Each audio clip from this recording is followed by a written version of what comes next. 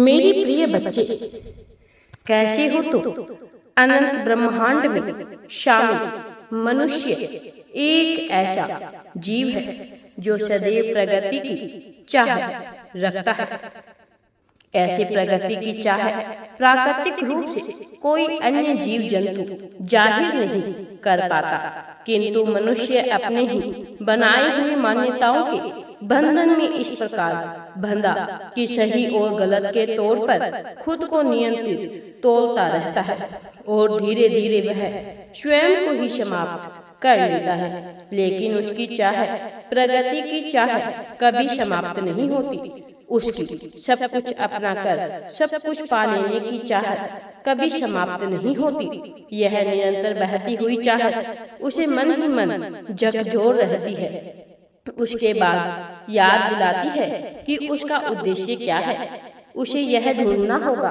उसे बार बार यह स्मरण कराती है कि वह साधारण नहीं है। बार बार उसके कानों में यही ध्वनि बजती है कि वह कैसे अपनी त्रासदी के जंजाल से बाहर निकल सकता है, वह कैसे इन परेशानियों से मुक्ति पा सकता है। मेरे प्रिय बच्चे, लेकिन अब तुम्हें घबराने की या चिंता करने की आवश्यकता नहीं है। स्वयं को मजबूत पक्ष में रखकर लोगों की सहायता कर सको, लेकिन सर्वप्रथम अब अपनी और अपने चाहने वालों के जीवन में घनघोर परिवर्तन ला सके, उसकी यही चाहत उसे बार बार विचलित करती है। असंतुष्टि की भावना उसके भीतर घर करती चली जाती है, लेकिन अंततः उसे कुछ भी हासिल नहीं होता। वह तड़पते हुए उस जीव के समान हो जाता है जिसे कुछ भी हासिल नहीं होता। तुम्हारी गति ऐसी ही चली आ रही है। तुम्हारे मन की धारणा इसी प्रकार से बढ़ रही है। मेरे प्रिय बच्चे, तुम्हारी परिस्थिति, तुम्हारा हाल उस पक्षी के समान है जो ऊंचा उड़ना चाहता है, जो आकाश में विलीन हो जाना चाहता है, जो समस्त ऊंचाई को अपने अधीन कर लेना चाहता है, जो चाह है कि वह इतनी ऊंची उड़ान उड़ सके कोई अन्य जीव जंतु उसका शिकार ना कर पाए, वह इतनी ऊंची उड़ान उड़ सके कि यदि किसी को उस पर देखना हो तो नजरें उठाकर देखनी पड़े। ऐसा नहीं कि उसमें क्षमता नहीं है, और क्षमता भी विद्यमान है, किंतु वह उड़ नहीं पाता। इसके बजाय कि उसके पास पंख है, इसके बजाय कि अनंत आकाश में वह विलीन हो सकता है, इसके बजाय कि वह उड़ने वाला एकमात्र जंतु है, वह उड़ नहीं पाता, क्योंकि उसका विश्वास डगमगा जाता है। अपने ऊपर उत्पन्न हुआ यह संदेह उसे बार बार विचलित करता है, बार बार कमजोर करता है, बार बार उसके मन को ठेस पहुंचाता रहता है। लेकिन विडंबना उत्पन्न कहाँ से हुई? यह विडंबना वास्तव में उसके ही मन से उत्पन्न हुई है। इस विडंबना का कारण यह बाहरी जगत नहीं, यह गगन नहीं, यह हवाएं नहीं, यह धूल नहीं। उसकी विडंबना का कारण उसका अपना विचार है, जो बार बार उसके लिए बाधा उत्पन्न कर रहा है, क्योंकि वह कभी ऊंचा उड़ा नहीं, क्योंकि उसके संपर्क में कोई ऐसे पक्षी नहीं आए कि वह ऊंची उड़ान भर सके।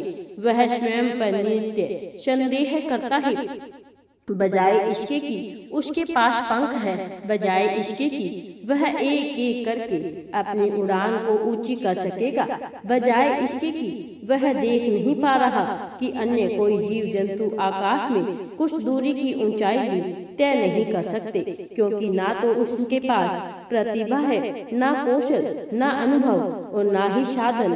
तुम्हारा हाल, तुम्हारी परिस्थिति उस पक्षी से भिन्न नहीं है। जरा गौर करो अपने जीवन पर। तुम क्या पा लेना चाहते हो और तुम क्या पा रहे हो? क्या पाने को तुम विवश हुए हो और क्या पाने को तुम इच्छुक हो रहे हो? अपने जीवन को आंकलित करो, इसका आकलन करो, गूढ़ दिव्य दृष्टि से अपनी नजरें दौड़ाओ, अपने अतीत पर, अपने वर्तमान पर, अपनी सोच पर, अपनी गहनता को विकसित करो, अपने जीवन पर, अपने साथी पर, अपने परिवार पर, अपनी शिक्षा पर, अपने मित्रों पर, अपनी संगति पर, फिर तुम पाओगे मेरे प्रिय, यह जो हो रहा है क्योंकि तुम्हारा विश्वास मजबूत नहीं हो पा रहा, क्योंकि तुम्हारी समर्पण की भावना चाहे कितनी ही उच्च श्रेणी की क्यों ना हो, तुम्हारी क्रियाओं में यह झलक नहीं रही। बजाय इसके कि तुम योग्य हो, बजाय इसके कि तुम सामर्थ्य हो, तुम अपने सामर्थ्य का गुणगान करो। तुम्हें अपनी क्षमता पर संदेह नहीं करना होगा। मेरे प्रिय बच्चे, यह अनंत ब्रह्मांड कब किसको अपने भीतर समा ले, कब किसका सत्यानाश कर दे, कब किसको शिखर पर पहुंचा दे, इस गति से प्रत्येक व्यक्ति, प्रत्येक देवता अनजान है।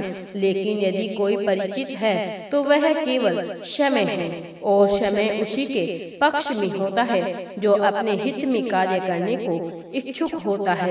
मेरे प्रिय, जो जानबूझकर अपना अहित नहीं करता, मनुष्य जानता है कि उसके शरीर के साथ क्या चीजें नुकसानदेह हो सकती है, कौन से ऐसे खाद्य पदार्थ है, कौन सी ऐसी क्रियाएं हैं जिनको करने से, जिनका उपयोग करने से उसका शरीर नष्ट हो रहा है, उसका ओज तेज क्षीण हो रहा है।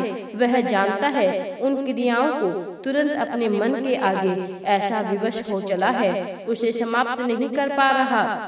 वह अनुशासन विहीन होता जा रहा है, अनुशासन के महत्व को समझ नहीं पाता है। और जो मनुष्य अनुशासन के महत्व को समझ नहीं पाता, उसका पतन हो ही जाता है। यदि तुम नहीं चाहते कि तुम्हारा पतन हो तो तुम्हें अनुशासन में रहकर कार्य करना होगा। और अनुशासन का अर्थ यह नहीं कि तुम किसी कार्य को किस समय पर करते हो।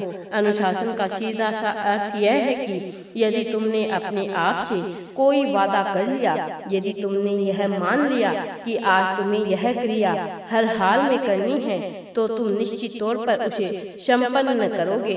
चाहे तुम्हारे सामने परिस्थिति तुम्हारे पक्ष में हो, विपक्ष में हो, चाहे प्रत्येक संसार तुम्हारे अवरोध में खड़ा हो, चाहे तुम्हारा अपना मन तुम्हें बार बार टोक रहा हो, चाहे तुम्हें अपने आप को मजबूत स्थिति में ही क्यों ना पाओ, किंतु अपने भीतर की मजबूती को उजागर कर, स्वयं में आत्मविश्वास बढ़ाकर स्वयं को आगे लाने वाला, कार्य करने वाला मनुष्य ही योद्धा होता है और अनुशासन में रहकर कार्य करता है।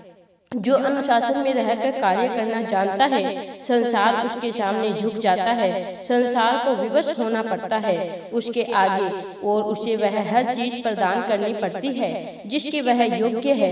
प्रेम, धन, संपत्ति, समृद्धि, सुख, दुख, शोक, अशोक, गलानी, अपमान, सम्मान, सब साथ वह जिसके भी योग्य होता है, संसार उसे वह प्रदान कर देता है। ब्रह्मांड और नियति यही चाहती है, तुम्हारी नियति यही है, तुम्हारे साथ वही घटित होगा जो होना चाहिए, बशर्ते शर्त यही है कि तुम अपने प्रति क्या रुख अपनाते हो, तुम क्या चाहते हो। सम्मान की चाह रखने वाले मनुष्य को अपमान का घूंट सहना पड़ता है, सुख की चाह रखने वाले मनुष्य को दुख के आंसू झेलने पड़ते हैं।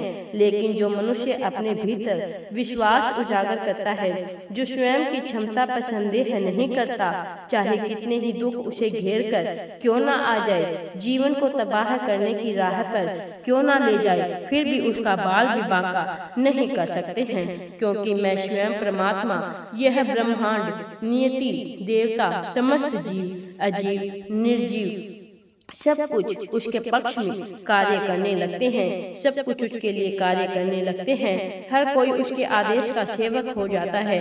वह कभी स्वामी तो कभी सेवक स्वयं ही बनता रहता है।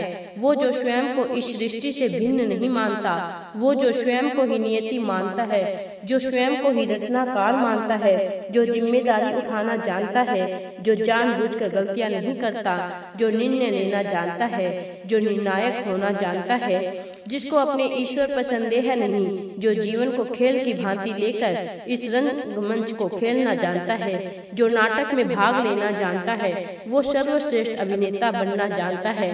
उसका भला कोई भी बाल कैसे बांका कर पाएगा। जो उसको अपने ईश्वर पर विश्वास है, जो जानता है, मानता है, मान्यताओं को तोड़कर, जो धारणाओं को तोड़कर अपने जीवन को आकार देना जानता है, जो अपने अनुभव के आधार पर सीख लेना जानता है, गलतियों को नहीं दोहराता है, ऐसा ही योद्धा तुम्हें बनना है। तुम में प्रतिभा है, क्षमता है। मैंने देखा है तुम्हारे गुणों को मैं जानता हूँ कि तुम प्रतिभावान हो, तुम योग्य हो। मैं जानता हूँ तुम्हें प्रेम मिलना चाहिए। मैं जानता हूँ कि तुम क्या कुछ कर सकते हो। इस संसार में तुम आगे बढ़ सकते हो। सफलता की मंजिल तुम अवश्य ही प्राप्त कर सकते हो। मेरे प्रिय बच्चे, मेरा आशीर्वाद सदैव तुम्हारे साथ है। इस संसार को बेहतर बनाने के लिए मैं तुम्हें आशीर्वाद देता हूँ। प्रगति का, संतोष का मैं तुम्हें आशीर्वाद देता हूँ। सुकून का, शांति का मैं तुम्हें आशीर्वाद देता हूँ। हर हर महादेव जी। वीडियो पसंद आए तो लाइक, शेयर एंड चैनल को सब्सक्राइब जरूर करें।